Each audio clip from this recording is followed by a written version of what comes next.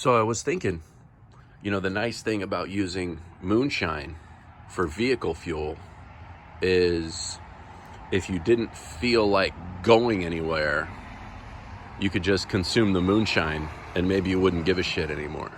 That'd be the real trick. So I Googled it just to be sure, because it had been so long since I had been educated on it, which was going way back in the Wayback Machine in 98 and 99. We had the vehicles that over here we call it, I'm sure you mentioned E85, I think. So it's E85 for both of us, and that's a 85% alcohol content. And following my extensive Google search, alcohol increases your octane rating. Now, piggyback that with our video on timing. That means that you'll need to initiate your spark even sooner. So on your Vanagon, say if stock regular gasoline was 5 degrees, you'd want to set it with even more advance to 10 degrees to compensate for the E10.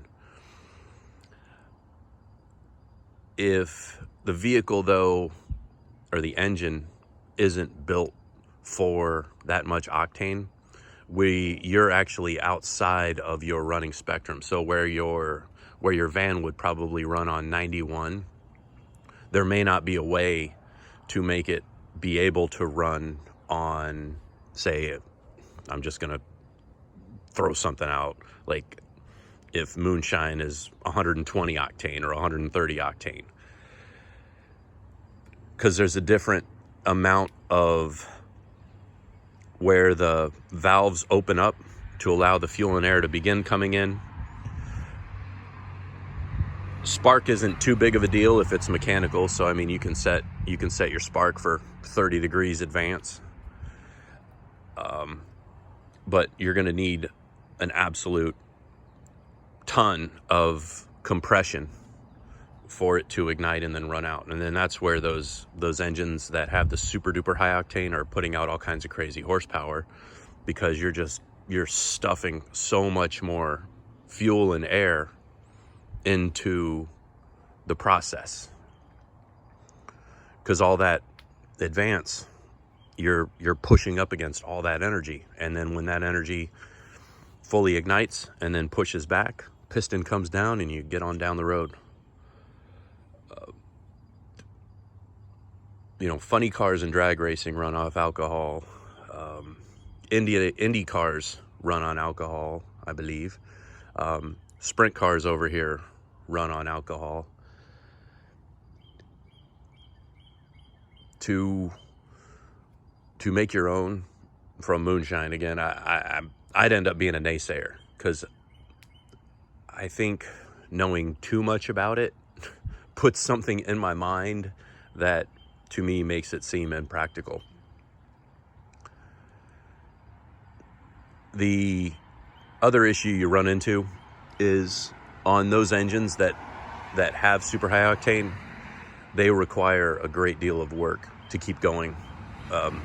The amount of fuel that they process, the ignition, the power of the ignition, and fouling out spark plugs and that sort of thing is quite a bit of work. And shifting gears now, your brother's diesel with the vegetable oil. It's a neat gimmick to say just dump vegetable oil right into the diesel and have it run. But like you said, filtration ends up being an issue. And it's only going to be certain type of diesel engines nowadays that can process that. Over here, they even made them to where they need to run on ultra low sulfur because the tolerances inside the fuel pumps have become so tight. It's pretty trippy. Everything's become so evolved, so to speak.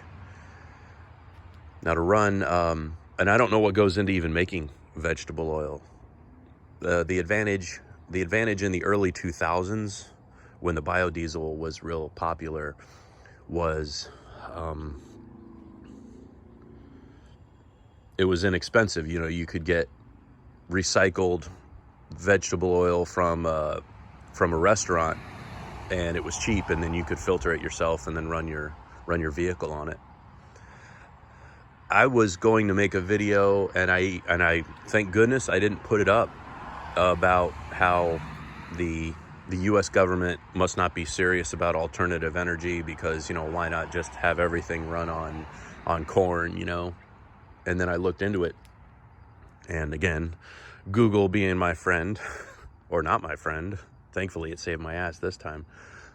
They do add a certain amount of biodiesel to the diesel already, and the E10, everything all together, currently, based on my limited research, is already 40% of the crops in America is dedicated to that, and that's only at like a 10% level. So that's a lot of corn nationwide. Anyway, great conversation, and